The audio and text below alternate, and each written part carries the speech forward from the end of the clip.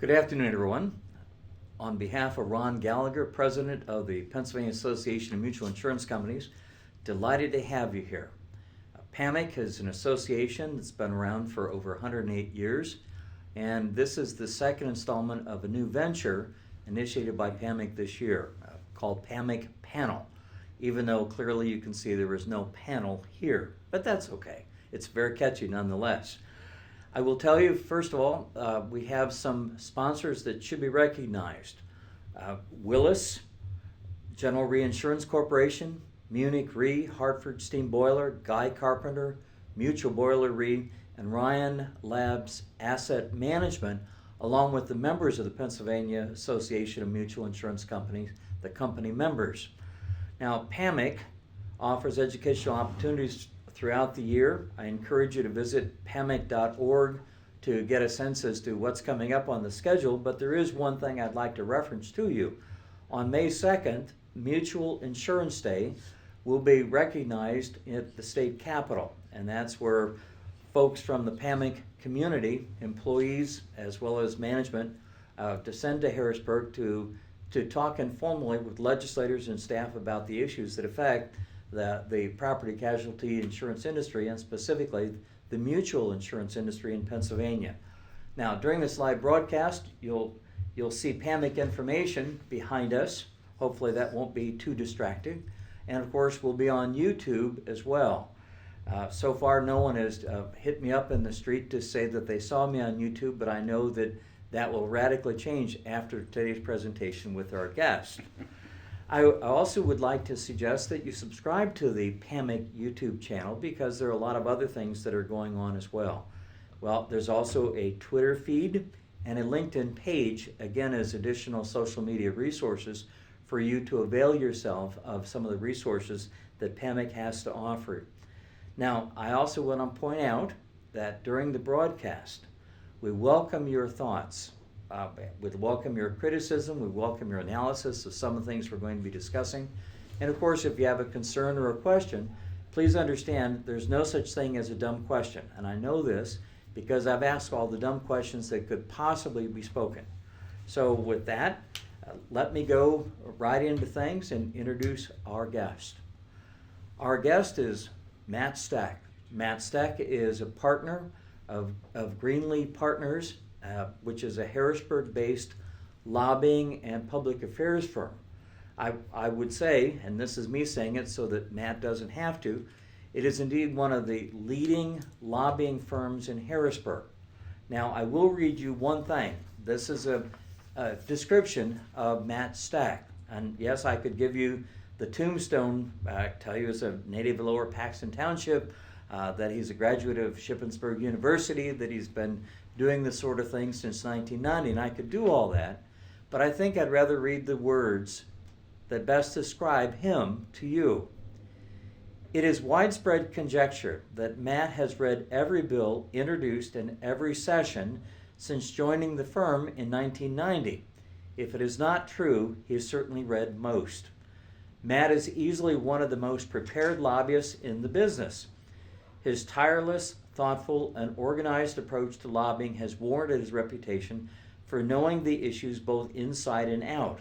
When discussing an issue with Matt, you can rest assured that he is completely interested in understanding the policy of the matter as well as the politics. Now, I should give the disclaimer and say that came from the Greenlee Partners website. So obviously, they think a lot of Matt Steck, and frankly, so do I. I've known Matt since 1990, and he's answered every question I've ever posed to him. And my trait is that I always ask lots and lots of questions. I would also say that his answers were correct, so I had to point that out. Thanks, Vince. But Matt, first of all, what got you interested in public policy? Well, really, it had to do with my work as a young man on John Anderson's campaign for president as an independent, and my mom's involvement in Republican politics in Derry Township many years ago. I think I caught the bug with her and in the Anderson campaign then later on. But it was really at Shippensburg. I had a professor who was a Fulbright scholar from India, and he talked about the difference between India and the United States and some of the other nations in Asia. And it was a great experience and something that continued to interest me and have me be excited about government and what goes on in government. So that really is kind of a varied background where it started. Well, that very background also led you to work for the Pennsylvania State Senate on the legislative side, and as mentioned before, since 1990, working for Greenlee Partners. Tell me, how has the environment changed in Harrisburg with the General Assembly since you first started working here? I've read and understand anecdotally that there's been a real culture shift, that things just are not the way they were. I think that's true. I think it's true both in Harrisburg and in Washington, D.C., and in other state capitals that I've had that pleasure to work in. It used to be that there would be committee meetings and the bills would come up and there would be discussion on the legislation. There would be a back and forth among the committee members, many of whom had a background in insurance or banking or different businesses. Today that's not the same. Today there's a lot of folks who being in the legislature is the best job that they'll ever have. Incumbency retention is very important. Positions are staked out early on. There's not a whole lot of discussion like there was in the past, a whole lot of vetting of the issues. I think, in Pennsylvania, certainly when you look at the large majority in the House and Senate with the Republican caucus controlling and a Democrat governor, people really take sides and there's not a whole lot of collaboration and working behind the scenes. It used to be, when I first started out, and I actually started out in 1986, and after I left the Senate working for the Professional Insurance Agents Association, which is now the Independent Insurance Agents and Brokers. But back then, people would meet and then they would go out in the evening and have dinner and talk about things and discuss issues. That doesn't happen so much anymore. So it's really changed, but what's also changed is kind of the gotcha mentality as well. The instantaneous reporting of information, kind of like we're doing here in terms of a web broadcast or YouTube broadcast. It used to be when you'd go to committee meetings, you would go back from the committee meeting and write up a report and send it out to your client. Then you'd send it out on facsimile. That used to be emails, or was instantaneous emails, if you will, after the committee meetings. But now people are tweeting live from the committee rooms themselves, and so it's really changed. It's really become much more fast-paced. And I think as a result of that, and unfortunately, there hasn't been a whole lot of discussion and delving down into the issues, or at least not what there once was. I think it's changed. That is perhaps because of the pressures, there's a little less time to reflect and to think things through versus the instantaneous nature of our society. I will tell you that my middle daughter, I sent her an email the other day, and she sent an email back that says, "Dad, why did you send me an email? That is so 1990s. So, I understand. But the whole notion, though, of the legislative process in Pennsylvania, the one version, of course, is the textbook version where bills get introduced, referred to committee, et cetera, et cetera. But the other is maybe the more informal, but maybe the more nuanced approach to how things work in Harrisburg. So tell me, Matt, how do things work in Harrisburg?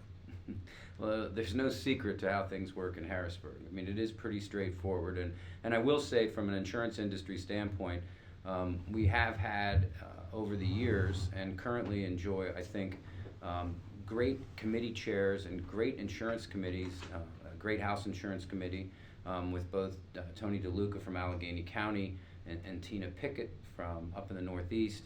And then in the Senate Banking and Insurance Committee with the new Democrat chairman, Sean Wiley from Erie, and Don White from Indiana, Pennsylvania. We have good chairs and good members of the committee who do like to, dig down into the issues.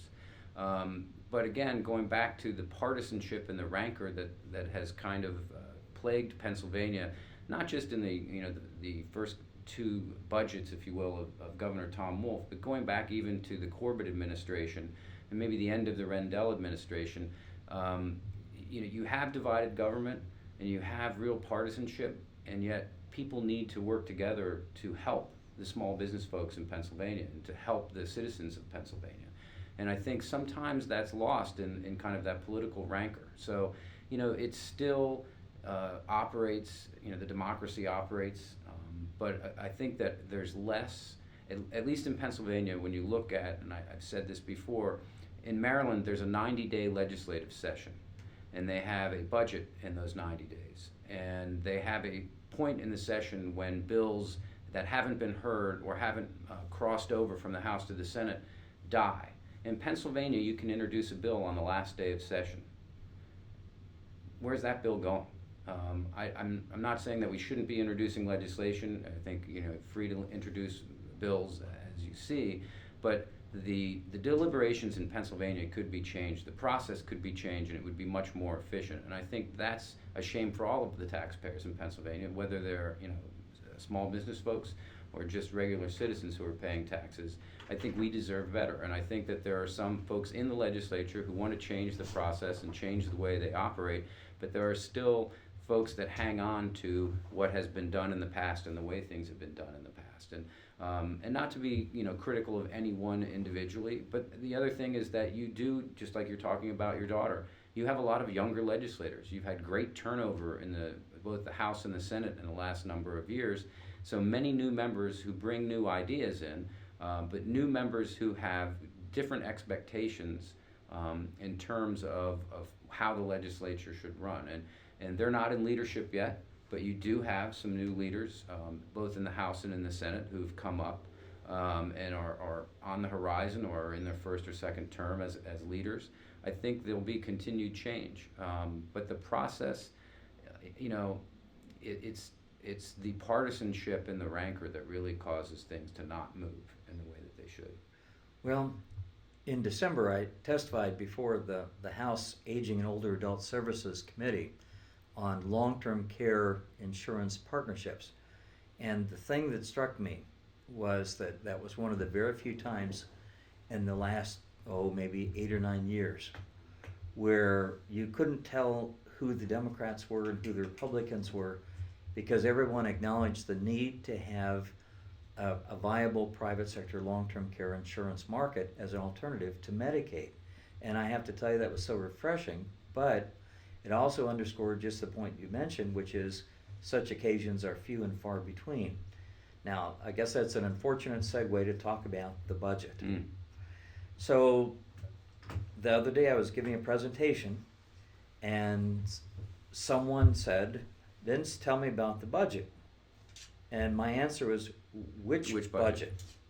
And so I was hoping you could kind of walk us through the budget swamp.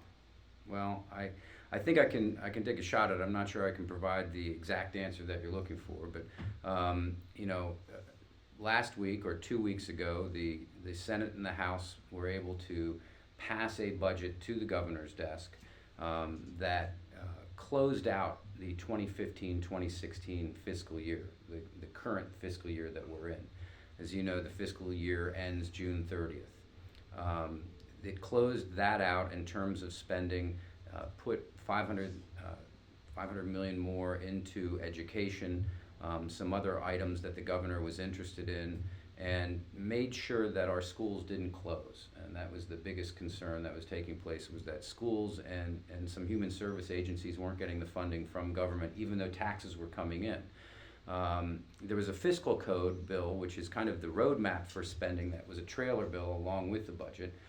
The governor decided to veto the fiscal code bill, which has caused some problems in terms of transfers of specific dollars and how that money should be spent. And so I think next week, when the legislature returns to Harrisburg, the House and Senate, both Republicans and Democrats, have taken another look, or are taking another look at how to drive that money out in the fiscal code. But to say that we have a current budget for this year would be an accurate statement. We have a budget in place. It is less spending than the governor wanted. It's less spending than what he called the framework budget, which was an agreement worked out between the House and the Senate. And then at the last minute, there was some concern by House Republicans, specifically Speaker Mike Turzai and a group of Republicans, in terms of too much spend in that, and not desire to raise taxes, which I think we're all grateful for. But the governor, because of that, the governor didn't get the budget he wanted, and he didn't feel it was the right plan, and also didn't address the huge pension problem that we have, pension liability, as well as the sale of the state liquor system, which was another issue put on the table. But we have a budget now for 2015 and 2016, and it's a bare bones budget, and it's a budget that I think reflects the will of the Republican majority in the legislature. But also, when you talk to people on the street about the budget, I think that there's belt tightening going on, and people don't want to don't want to see a tax increase, don't want to see fees increase, and so we have that in this budget. Then on February 9th of this year, the governor came forward with his 2016-2017 proposed budget, which called for an increase in the personal income tax, an increase in some lines in the state sales and use tax. Specifically, I have to look at the list, but cable television, basic cable, motion picture and video industries, and digital downloads would be taxed. So that's an expansion of the sales tax. They also talked about an insurance premium tax, which we can talk about a little bit more. But there's increased spending and a need to increase taxes. Also in that package is an increase in the tobacco tax in the Commonwealth. And so there's an increase in the tobacco tax, and then an added or a new tax on smokeless tobacco and cigars, which is something that hasn't been done in the Commonwealth in a while. So it's more money, more spending, and the budget hearings were held over the course of the last several weeks. Going back maybe 2 weeks ago, the legislature came back, but before that, the budget hearings were taking place. Some people kind of joke and say that they should not be called the appropriations hearings. They should be called the accountability hearings, because it's really a report on how the state agencies are spending our money in the Commonwealth. And there were tough questions asked, and I think that it's lining up to be another difficult budget year for the governor, who wants to increase spending. But it'll take place now. This is an election year. Half of the Pennsylvania Senate is up for re-election. The entire 203 members of the House are running for re-election. It's the middle of the governor's 4 years in office, first 4-year term, and I think that there will be hard work to get a budget done. The question is, can this governor sit down and collaborate with the legislature? Going back to the rancor that we talked about before, I think there's hope that can be done, but I think there's real concern that it may not be done, and that we go beyond the June 30th budget deadline. Because as former Governor Rendell showed us, and governors before him too, I don't want to just point out and make Governor Rendell look like the bad guy here, because he's certainly not, but that June 30th is a constitutional date that somehow it seems to be missed, or I just don't understand why they can't get it done by June 30th. Again, when you look at Maryland, and they get the budget done every year in 90 days, and I know there are a lot of other states that do the same, but these are tough decisions, and it's tough to get the needed votes on both sides of the aisle. Well, and to gently chide the process, you also have some reauthorizations that have not taken place. For example, the State Workers Insurance Fund, whose legislative authority expired June 30th of 2015, and that was incorporated in a bill which ended up being the fiscal code that was recently vetoed. Mm-hmm. So it had the unfortunate position of being collateral damage versus anything else. And of course, the Pennsylvania Healthcare Cost Containment Council, whose authority expired, I think, December 31, 2014, and they were given a lifeline by former Governor Corbett, to say, until the General Assembly reauthorizes you, you can still do what you do. And operate, yeah. Now, in terms of this budget, the current fiscal year, yes, you said we have a budget, but without that fiscal code that basically outlines the framework as to how the monies will be spent, what does the fiscal code veto have on the actualization of the spending that was approved and gone to law without the governor's signature? Well, the governor has indicated, and I'm paraphrasing here, that they will be driving out the money in a way that is meaningful and respectful of the legislature's wishes. And I think that that's true. I don't think that the governor is going to do anything that would cause real harm, certainly not as it relates to education or corrections services or other areas where he believes vital services to the Commonwealth. But it certainly raises some questions, and it raises questions in terms of, is he somehow taking authority that he really doesn't have, and will the legislature stop him? I think that you'll see some action in the next couple of weeks that would really kind of solve that problem. Some of the concerns that he has, I know that there was some clean air provisions in the fiscal code bill that he didn't like, that again were kind of in the fiscal code, an issue that's important to the governor and environmentalists, but at the same time has an impact on why he wouldn't sign it. Okay, the issue of greenhouse gas emissions and kind of how it's moving forward. And so, I don't know that we know the exact answer, other than when you talk to leaders and even rank and file members in the House and Senate, they clearly want to make sure that if there's an area that needs to be addressed, whether it's specific types of hospital funding and how that's going to be driven out, if they can't get it done, they will come up with legislation that addresses that. And I will say that there's also a fiscal code measure in the House that could be used as a vehicle to, again, give the governor something that maybe doesn't contain some of the provisions that he had concerns about. And so I think that they will act fairly quickly on both sides of the aisle. I think that there's a real desire to make sure that we're spending money the right way. Although I guess that does pose the question of whether the Republican leadership in the House and Senate will just move to override the veto.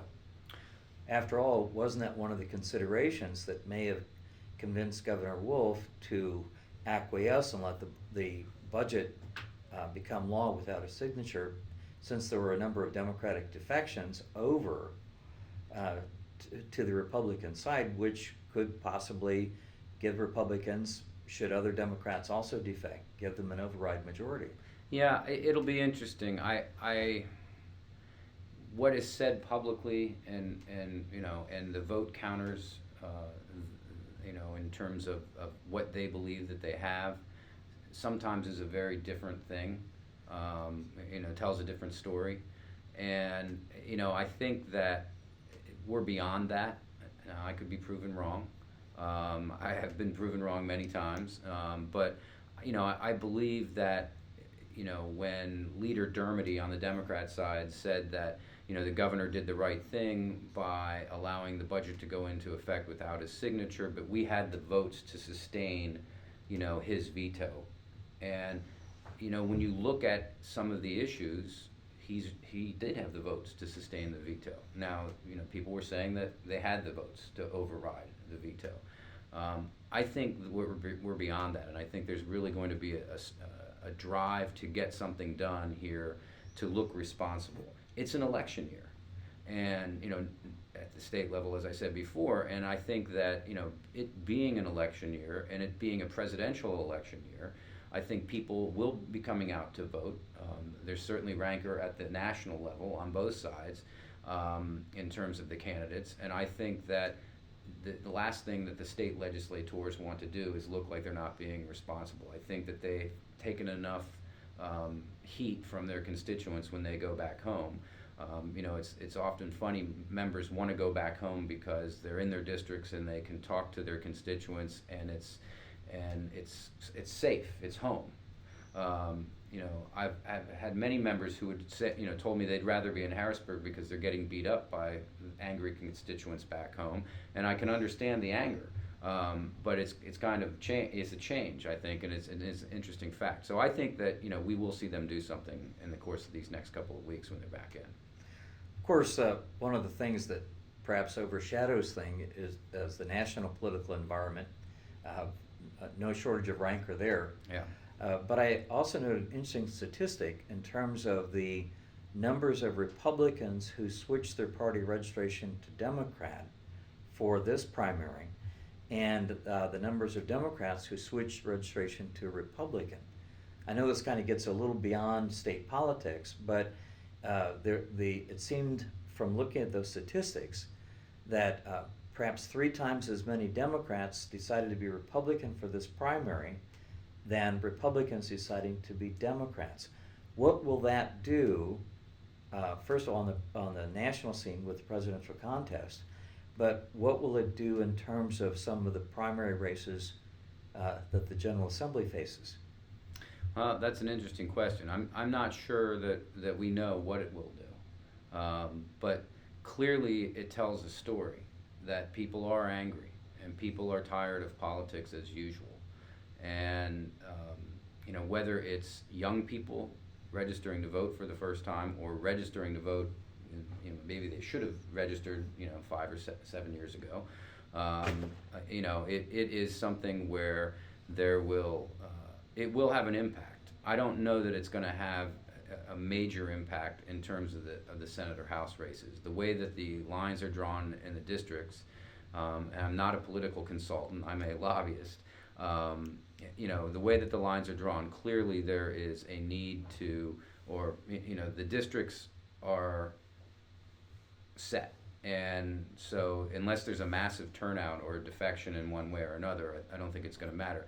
I will point out, though, an interesting fact, there was some, not threats, but comments made by the governor regarding his, the fact that he won an election and, that he was going to come forward with, recruiting and doing things with candidates. There's really not a whole lot of tough primaries or even tough generals. There wasn't a whole lot of change in terms of new candidates. Certainly there's going to be, some close battles, but when you look at the Senate and the House, it's really a handful, maybe 15 or 20 races in the House and 3 or 4 races in the Senate where there's really going to be any potential for change. And when you look at the way that the Democrats have picked up or won the presidential here or won the gubernatorial last time, and yet you look at the House and Senate and see that they've picked up Republican seats, it makes you wonder, what's really going on in Pennsylvania in terms of campaigns and electioneering. It'll be interesting to see. Well, particularly since the judicial races last go-around were won handily by the Democrats. Mm-hmm. But of course, the Republicans increased their majorities in both the House and Senate. Substantially. As an indication of that dichotomy. Yeah. Now, getting back to the budget proposal for the fiscal year beginning July 1, 2016. One of the proposals that has evoked a bit of interest in the insurance industry, of course, is his suggestion that the rate of the premium tax should be increased from 2% to 2.5%. Now, first of all, I haven't seen the financial projections. How much money does the governor think that will raise? Well, I think that at least in the initial fiscal year, it's supposed to increase, or revenues from that are going to be about $100 million. And so I know that initially this proposal came out, former Senate Democrat Senator Tim Soloway, who's now the state fire commissioner, had pushed for this as a funding source for volunteer fire companies. And he was looking for about $10 million in additional revenues per year for those volunteer fire companies. And, the way that the language is structured, at least initially, it raises questions as to, is that going to raise the needed money for those volunteer fire companies who perform essential services, in the communities in the Commonwealth. And while I believe that Commissioner Soloway's, his policy argument was well intended, I think the real concern is the retaliatory nature that increase in those taxes, or that tax, will have on our domestic fire and casualty companies here. And quite frankly, in some of the literature that I read, there's a real question as to how is it defined? Is it all domestic and foreign fire casualty insurers? Is it, it's not just homeowners. but could it be, would it include auto or commercial insurance or med mal or everything written under fire and casualty licenses, which are, much broader, category than just homeowners insurance, which is I think where Tim started out. And so, if it is some of those others, if you will, it may also mean that none of the increase goes to those volunteer fire companies. So this really has to be looked at. And then when you look at the specific language, it speaks to surcharges. It's a surcharge on the tax. Well, does that mean that it's a surcharge that can be directly passed through to the policyholder? Can it show up as a line item on the policy? As I know in other states, we've seen when there's a state program that they want funded, going back, I remember a long time ago in Maryland when there was a surcharge on what is MAIF, is the assigned risk plan for auto in Maryland. There was a specific line on the bill that spoke to what the legislature had done, which really angered the legislature because everybody paid that bill, they saw that line, and they're like, geez, I hate those legislators, they gave me a tax. But is a surcharge a tax, if you will? And if it's a surcharge on the tax, does that mean that there's going to be a retaliatory tax leveled on domestics in Pennsylvania? That seems to be unclear. And so we need to have, a lot more discussion on this. I think it's an idea. Last session, I know that the Senate was very helpful in battling that down as an idea. It comes up every number of years, I think, as a source of potential revenue, because when you look at some other surrounding states, they're at 3%, Pennsylvania at 2% is lower. I just think that there's not a consistent position. The industry's opposed to it, I believe, obviously, and they should be, but there's not a consistent analysis of what this really means. I think every company that you talk to has a different look at this. They certainly think it'll impact them, but they're not clear, and the language hasn't been clear because the language was developed by the state fire commissioner, and when the Department of Revenue looked at it, they didn't necessarily look at what the retaliatory nature would be from other states and the impact on the Pennsylvania domestics. So I think there's more analysis that needs to be done. And I know it's not very long from today until June 30th, but it is a long time as it relates to the legislature. I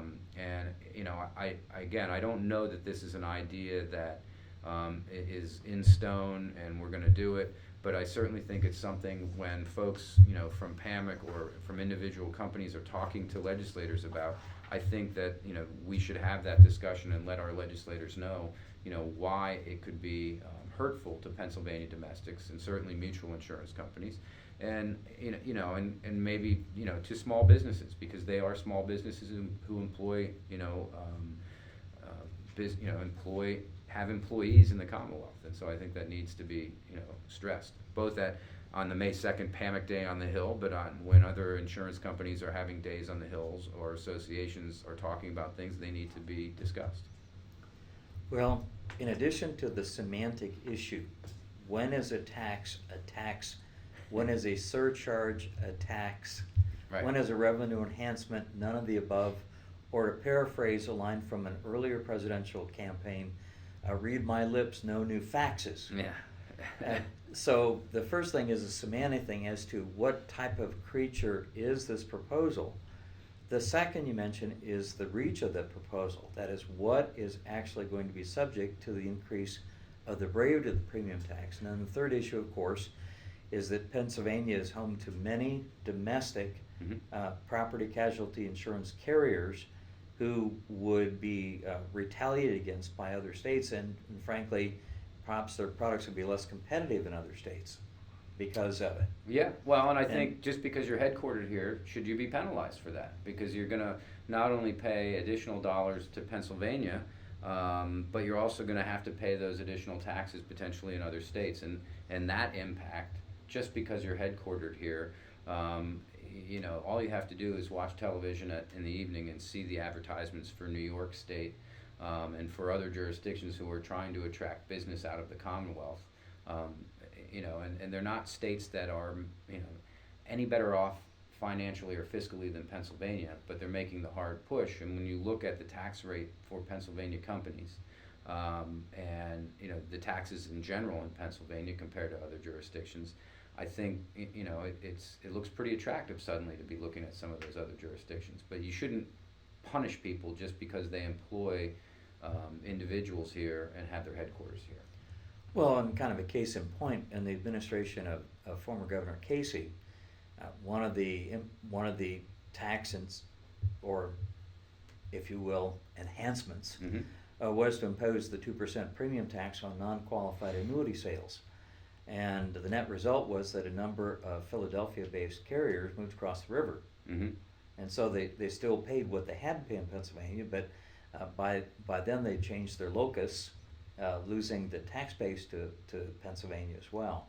And so, and of course I don't know if this would encourage domiciled carriers to relocate or not, but it certainly would have an impact on them. Well, in this day and age, it's pretty easy to pick up and move. You've seen it in other industries, and yeah, it would be a shame if that happened, especially with the long history that we have of insurance in Pennsylvania. Well, two other insurance groups, in addition to company groups which have weighed in on the issue, two other associations representing insurance agents, the National Association of Insurance and Financial Advisors, Pennsylvania, and the Pennsylvania Association of Health Underwriters, Health Insurance Brokers, have made a rejection of the idea of increasing the rate of the premium tax their core issue. Now, they're life and financial services centered or they're health insurance centered. Why would they care about a tax that's only going to affect those on the property casualty side of the street? Are they afraid that if this tax is imposed, that folks hungry for money will tend to look at their industry as well? It could be, and I think that there's a real, I think they're showing some, they want to be supporting their companies. I think they're concerned about what it will mean if indeed, if it's not correctly defined, and it could impact them on a casualty and surety side.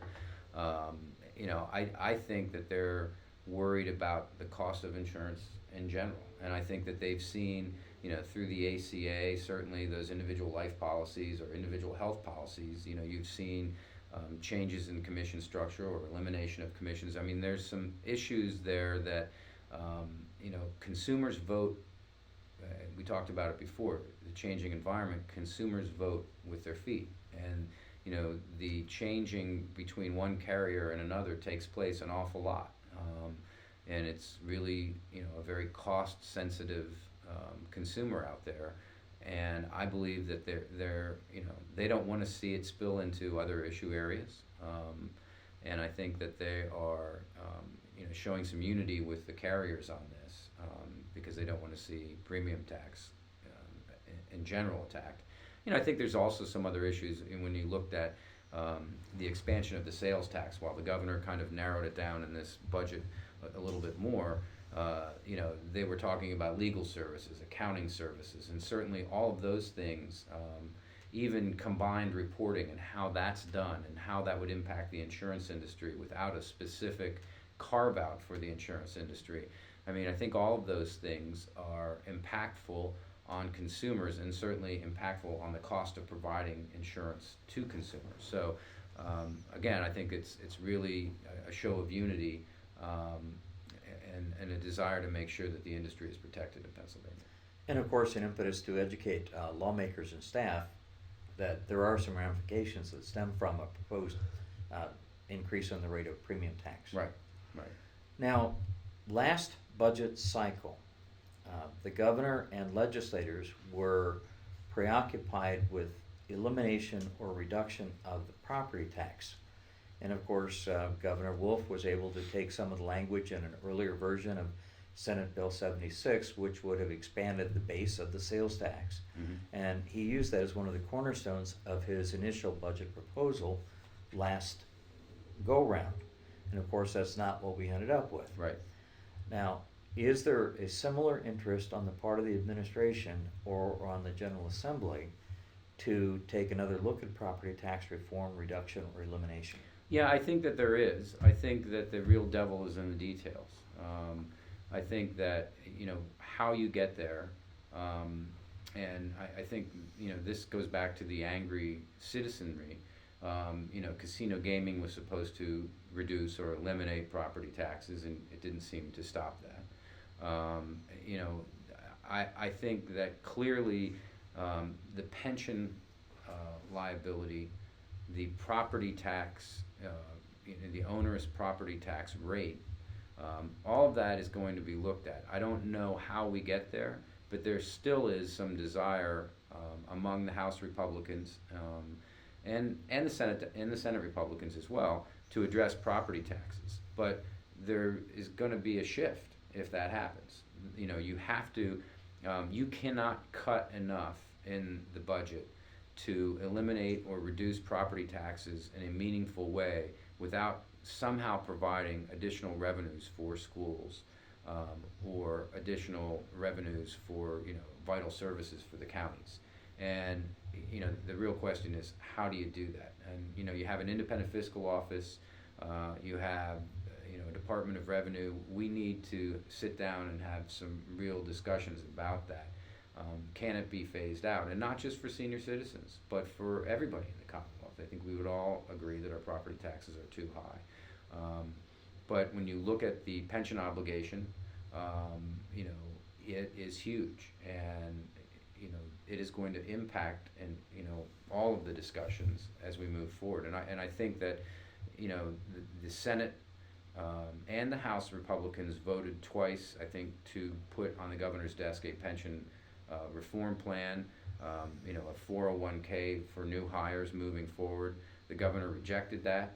I think that has an impact on whether you have a property tax discussion or not. So we'll have to wait and see. But there is still some desire to do that. Yeah. Well, wasn't pension reform part of the ill-fated quote unquote framework?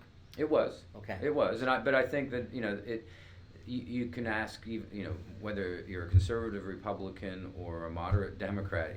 They all know that they have to deal with the pension issue. The rating agencies aren't looking at the Commonwealth with a wary eye because they don't think that the pension problem has been solved or is going to go away. I mean, they know that we're in a crisis here. Now it could be worse, but we have to address it, and we have to pay down some of that liability and address it moving forward. Well, in other words, things are bad, but it could be worse. But it could be Illinois, or some other state with an even worse pension. It's funny. The only two states that I've lived in are Pennsylvania and Illinois, and it's kind of and that's speaks right. for itself. Illinois Yeah. is the only state now that doesn't have that a budget. doesn't have a budget. Right. So we're next to Illinois. Yes. Now, in terms of property tax, though, I do note that in the Senate failed by one vote to pass Senate Bill 76, Mm-hmm. which would have been the property tax elimination and trade-off with the expansion of taxes, et cetera. Mhm. And on the House side, the chair of the Education Committee, Stan Saylor, got his bill through that chamber that would also eliminate property tax. So that would tend to underscore and reinforce your point that there's a lot of desire to address property tax elimination reduction, but kind of how to get to point B from point A is the operative issue. Yes, and so we'll find out by June 30th. I think we'll have an answer. Hopefully. by Well, then. assuming that nothing bad happens to make it all an unconstitutional process, or has that line already been taken? No, I think we'll move forward. I think that the more things change in Pennsylvania government, the more they stay the same. So I think we'll move forward. Now, one more budget question. In all of this budget impasse and the different budgets being considered, vetoed, and then finally allowed to go into law, did that have any impact at all on the insurance department's ability to function as a regulator? I don't. From my perspective, no. I think that there has been a reduction in the number of folks, bodies, boots on the ground in the department. I think that the commissioner has done a good job of reinvigorating the department. When they went to several years ago a pay-go type of system where they're basically, they're not in the general fund budget because the monies that they are raising are paying for their services, like the banking department had been many years ago. They have, I think that the number was only about a $349,000 increase and over the initial budget year that they had sought an increase. I think there's been some consolidations moving the CHIP program over to DHS. I think that they have tightened their belts. And it seemed that when the commissioner appeared before the appropriations committees to talk about budget, she wasn't sounding the alarm in any way. So I think that they can continue to do the job. I certainly think it's a changed department versus the past years, and I don't know if that's because of how they fund themselves, or if that's more of a policy shift with this new governor, and with folks coming from CMS and having a more federal approach to state government. I'm not saying that they point towards Washington as all the answers, but I think they're running the department differently than it's been run in the past, and I think that we need to continue to figure out how to work with them. I think that they are very responsive. When you call them and are looking for information, and companies are looking for information, I think they're responsive. I think there's some folks that need to learn about Harrisburg and kind of the flow of Harrisburg, because it is different. But I think that change happens in any administration. So it'll be interesting to see, in the last 2 years, or at least the last 2 years of the first term of Governor Wolf, how they continue to operate. But so far, it's been they've been very attentive in meeting with folks and trying to do the right thing. But of course, from a budget point of view, even though the department may have a dedicated fund Right. that insulates it from some of the budget machinations in the regular budget process, still an enduring concern is, since the department has lost so much staff in the last decade, that it's left with fewer resources to actually manage a huge insurance industry. I remember reading that Pennsylvania is the 5th largest insurance market in the United States and the 12th largest insurance market in the world. Now, obviously, we're not going to solve those problems in today's conversation, but it's kind of just as a closing pause to think. Well, and you're right. I mean, I got the number wrong. It was a slight increase in their line. It was about $24,850,000 budgeted for the 2016-17 fiscal year, which is a $390,000 increase. So it's not a whole lot of money, but you're right. They have to. They were once the 5th largest. They certainly have regulatory oversight over a huge industry in the Commonwealth. And they need to have the resources available for them to do their job. I think that you'll see them reaching out and trying to hire new employees. I mean, I think that on their website, or at least in the newsletter that the commissioner sends out, they do that. Okay. Well, I have to tell you, I think we're just about out of time. And the sad thing about it is, frankly, I could sit down and talk with you for another hour, because you're first of all, you're insightful, and I appreciate the background that you have and the understanding you have of the process in Harrisburg. So on behalf of the Pennsylvania Association of Mutual Insurance Companies, Matt, thank you very much. Thank you, Vince. Appreciate it very much. Thanks to PAMIC. Now, I hope you all enjoyed this broadcast. Now, there's a couple follow-up items that you need to take note of. I would ask that you give what we talked about, give it some thought, and then contact your association if you have a perspective on the budget or on the premium tax issue that we discussed. Obviously, as mentioned before, May the 2nd is Mutual Insurance Day in Harrisburg, and should your schedule allow, I think that your voice really should be heard. So once again, on behalf of PAMIC, on behalf of its sponsors, on behalf of its members, I'd like to thank you very much for being with us today. Appreciate your time.